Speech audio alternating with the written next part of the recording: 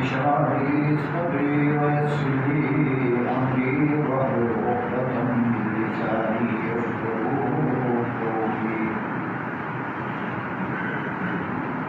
رب زدني علما رب زدني علما رب زدني علما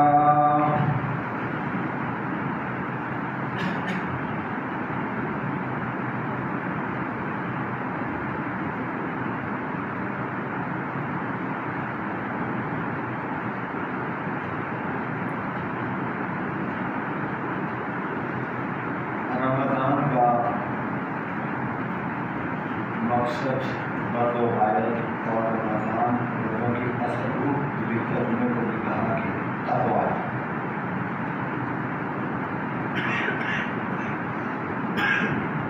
اور تقوی کا معنی کیا ہے؟ گناہوں سے بچنا۔ گویا رمضان ہمیں یہ سکھانے کے لیے آیا ہے کہ ہم اپنی ڈائریکشن کو جو ہے درست کریں، ہم گناہوں سے اپنے آپ کو طغیانی بغاوت نافرمانیوں سے اپنے آپ کو بچا کر کے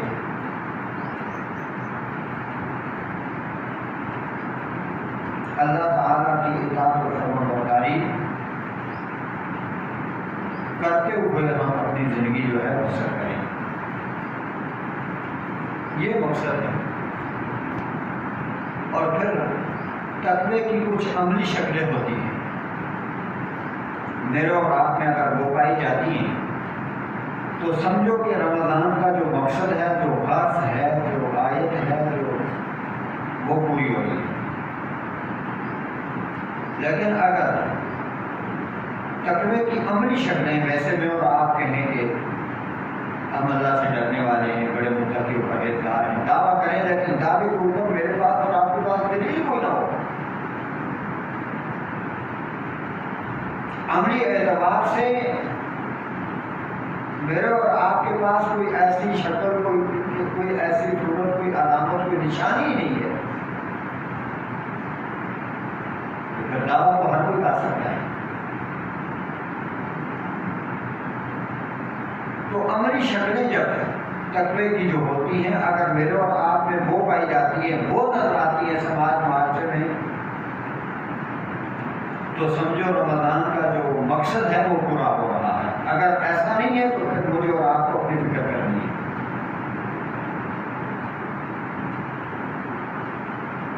گویا کہ رمضان ہمیں یہ سکھانے کے لیے آیا ہے، قرآن و سنت پر پابندی کرنے کے لیے، ہمیں قرآن و سنت پر پابند کرنے کے لیے آیا ہے، یہ سکھانے کے لیے آیا ہے کہ تم نے دنیا میں رہ کر اللہ تعالیٰ کی اطاعت و فرمانبرداری، اللہ تعالیٰ کی پوجا و پرستش کرنی ہے، اس کی بندگی اور عبادت کرنی ہے، محمد رسول اللہ صلی اللہ علیہ وسلم کے طریقے کے مطابق کرنی ہے۔ اور اگر یہ پابندی میرے اور آپ کے اندر پیدا نہیں ہو رہی بلکہ اس کے خلاف شرک و بدعات والا معاملہ ہے، تو سمجھو عملی شکل میرے اور آپ میں نہیں ہے۔ جب عملی شکل نہیں ہے تو سمجھو روزوں کا مقصد پورا نہیں ہوا۔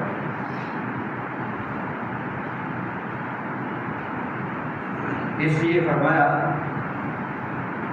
سورہ الحجرات کی ابتدائی آیت،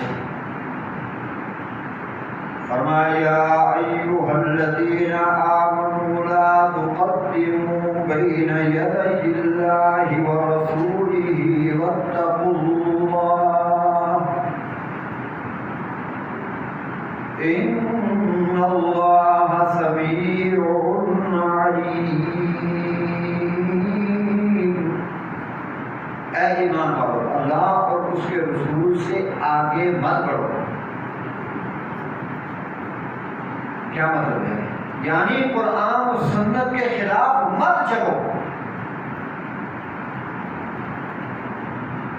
رمضان کے ذریعے تمہاری پریکٹس، تمہاری ٹریننگ اللہ تعالیٰ کروا رہے ہیں، تمہیں پابند کر رہے ہیں،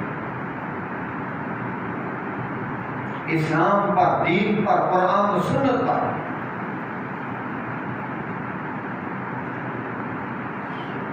اللہ اور اس کے رسول کی نافرمانی مت کرو۔ آگے بڑھنے سے مراد یہ ہے کہ نافرمانی مت کرو۔ فرمایا واتقوا اللہ، وہی مقصد بیان فرمایا تقویٰ، اللہ سے ڈرو۔ اللہ اور اس کے رسول کی نافرمانی یہ بغاوت کا، اللہ تعالیٰ کو غضب والا کام ہے، اللہ کو غصہ دلانے والا کام ہے، لہذا اللہ سے ڈر جاؤ۔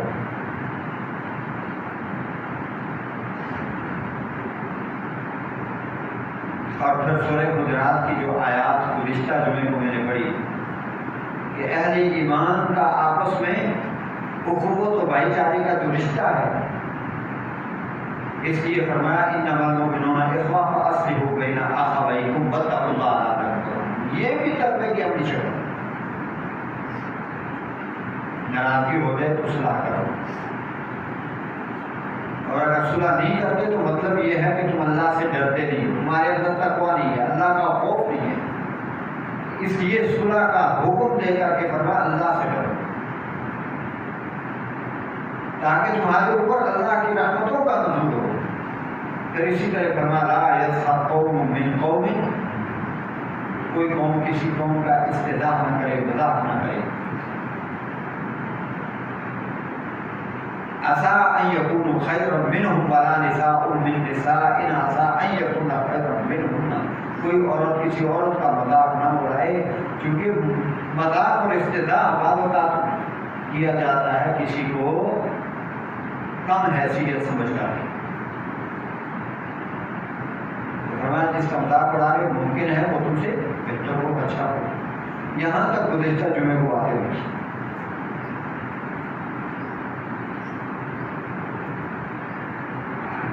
یعنی تین باتیں، اللہ اور اس کے رسول کی مخالفت مت کرو۔ نمبر 2، کوئی قوم کسی قوم کا مذاق مت کرے، کوئی فرد کسی فرد کا مذاق مت اڑائے، کوئی عورت کسی عورت کا مذاق نہ کرے۔ اور اسی طرح تیسرا حکم یہ ہے کہ اگر اختلاف ہو جائیں، ناراضگی ہو جائے تو آپس میں صلح کرو۔ ترجمے کو باتیں ہو چکی ہیں۔ اب چوتھا جو آرڈر ہے، عملی جو تقوی کی شکل ہے اور عملی جو علامت اور نشانی ہے، وہ فرمایا وَلَا تَلْمِزُوا أَنفُسَكُمْ، اپنے آپ پر عیب نہ لگاؤ۔ بڑی توجہ دھیان سے، اپنے آپ پر عیب مت لگاؤ، یعنی کیڑے نکالتے رہنا اپنے آپ میں، کمزوریاں ڈھونڈتے رہنا اپنے آپ میں، کیا مطلب ہے؟ یہ تو اچھی بات ہے نا، اپنی کمزوریوں کو دیکھنا، اپنے کیڑے نکالنا، اپنے اندر عیب تلاش کرنا، یہ بری بات ہے، یہ اچھی بات ہے؟ نہیں، بری بات ہے، اچھی ہے۔ تو قرآن نے کیا کہا؟ وَلَا تَلْمِزُوا أَنفُسَكُمْ، اپنے آپ کو عیب مت لگاؤ، عیب دار مت کرو۔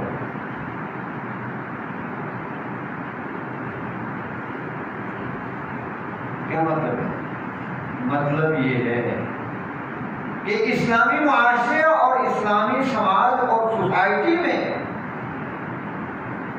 اسلامی دنیا میں اگر تم کسی مسلمان بھائی پر عیب لگاؤ گے نا،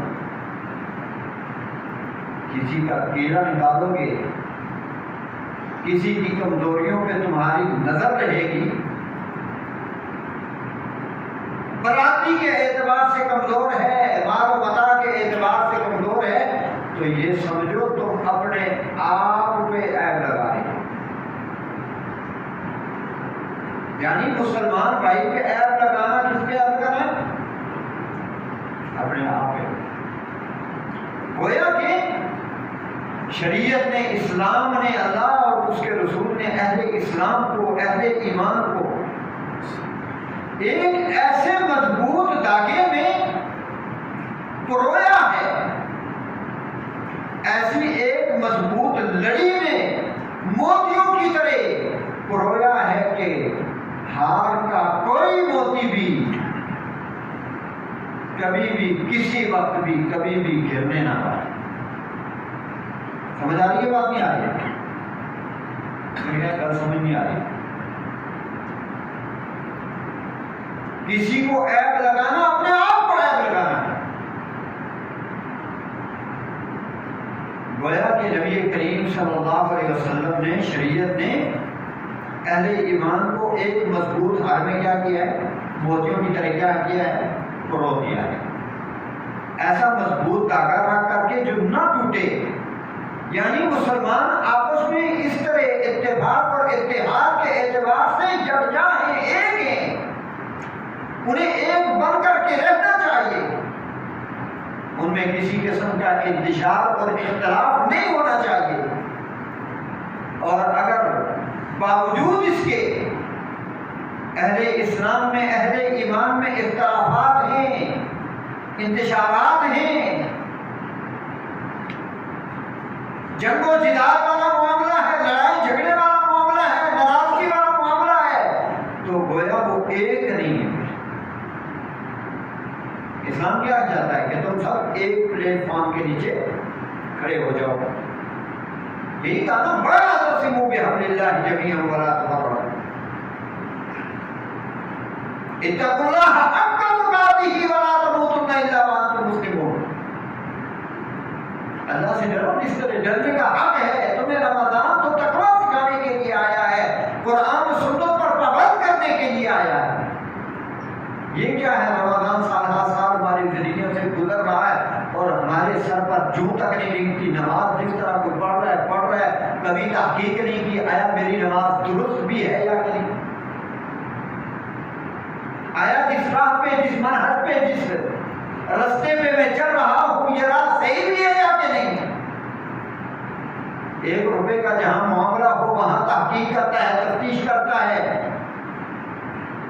سودے کو لیتا ہے تو 100 مرتبہ پوچھتا ہے، ہر قسم کی تسلی کرتا ہے. اور دین کو اس نے ایسا بیار و مددگار رکھا ہوا ہے اور سمجھا ہوا ہے کہ کوئی تسلی، کوئی تشفی نہیں ہے. بس جدھر سے بات آئی ٹھیک ہے جی ٹھیک ہے. کوئی داڑھی والا کہہ دے، ٹوپی پہن کر کے کہہ دے ٹھیک ہے جی مسئلہ ایسے ہے ایسے ہی ہے، کوئی تحقیق نہیں ہے. تو پھر اس طرح انتشار ہوگا، اختلاف ہوگا. رمضان تو تمہیں یکجا کرنے کے لیے آیا ہے. قرآن و سنت ایک پلیٹ فارم کے نیچے کھڑا کرنے کے لیے آیا ہے.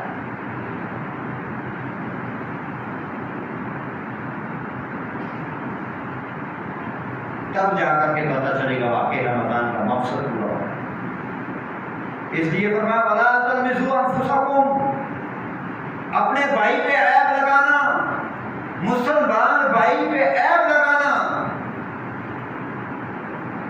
اور اس کی لائف اور اس کی زندگی میں کیڑے لگانا، اپنے آپ پہ عیب لگانا اور اپنے آپ پہ کیڑے لگانا.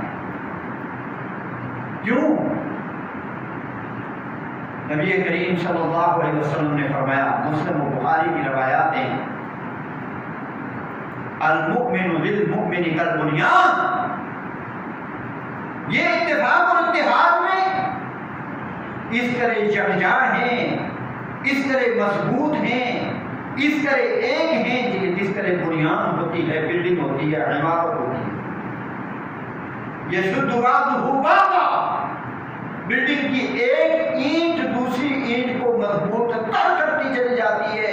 اسی طرح مسلم کا کام ہے، مومن کا کام ہے کہ اپنے مسلمان بھائی کی سپورٹ کرے، پوری اعانت کرے، پوری مدد کرے. گرا ہے وہ گرا ہوا ہے، بیٹھا ہوا ہے اسے کھڑا کرے، اسے اٹھائے. یہ نہیں ہے کہ بیچارہ جو چل رہا ہے اس کی ٹانگیں کھینچ کر کے مزید جو ہے اس کو لٹانے کی کوشش. ہمارے معاشرے میں یہی ہوتا ہے. اگر یہ کچھ ہوتا ہے تو پھر رمضان کا مقصد تو پورا ہی نہیں ہوتا.